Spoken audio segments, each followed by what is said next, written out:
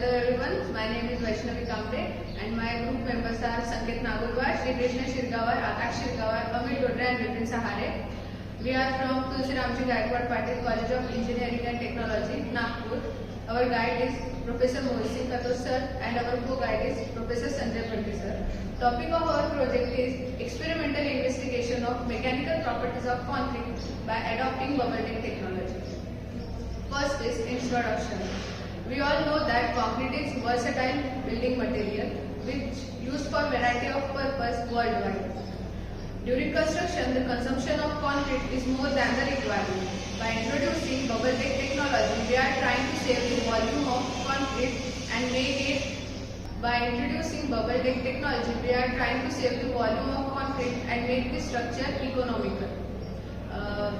Here in this project, we replaces the concrete in the center of the column by HDPE board. We refer some research paper. After reading all this paper, we found that no one research paper is deal with this bubble tech technology on column. Hence, we decide the aim of our project to investigate the mechanical properties of concrete by adopting bubble tech technology. Next slide will be explained by my other team. Objective of our project is to utilize high density polyethylene wall for casting concrete. Second is comparisons of all parameters between bubble tech column and conventional column. Third is to study and comparison self weight for both type of column. Fourth is to ensure concrete volume saved. And fifth is comparisons split tensile test for both types of column. Next is methodology of our project is first material procurement. Next we conduct some basic test on material, that is CV analysis test on coarse aggregate and fine aggregate, specific gravity test on coarse aggregate and fine aggregate, and impact value test on coarse aggregate. Then we preparation for mixed design for M30 grade of concrete. Next we casted conventional concrete tube and tube with bubble for compressive strength test. And next we casting specimen for split tensile test. Next slide is explained by my team.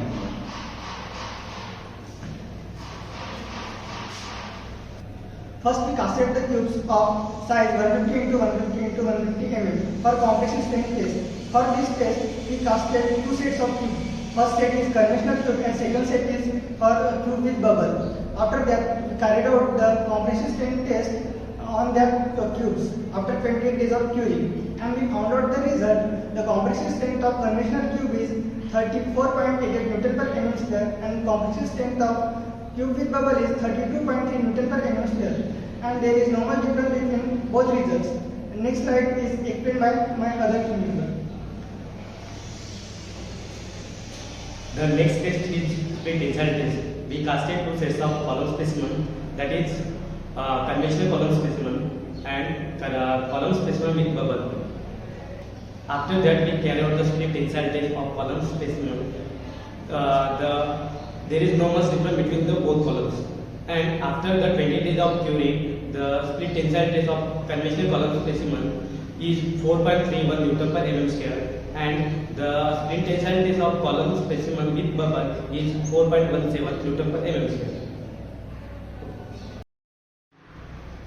Next slide will be explained by my group.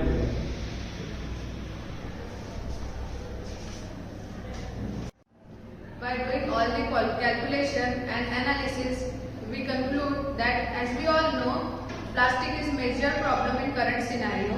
By using recycled HDPE ball in construction, we are reducing the pollution caused by the plastic waste. Next, there is a variation of approximately 2% in self-weight of cubes casted for the compressive strength test.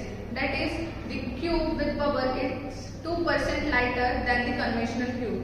Next, while casting the column specimen, we found there is a difference of 3.7% in volume of concrete. That we save the 3.7% concrete by using bubbles in construction. Next is while casting column specimen, the cost of casting of the column specimen with bubbles is 0.4 rupees cheaper than the conventional column specimen. Next, this type of column is suitable for the farmhouse, parking lot and decorative purpose construction where there is no maximum load is coming on the column. Program outcome in our project: PO1 engineering knowledge, PO2 problem analysis, PO3 development solution, PO7 environmental sustainability, PO8 ethics, PO9 individual and teamwork, PO11 project management and finance. Next, program specific outcomes: PSO1 educating the graduates in this program with fundamental mathematical, scientific and engineering knowledge in civil engineering stream. PSO2 to analyze design plan, estimate and construction activities such as buildings, industries, irrigation and hydraulic structure, railways, airports, highways. Thank you.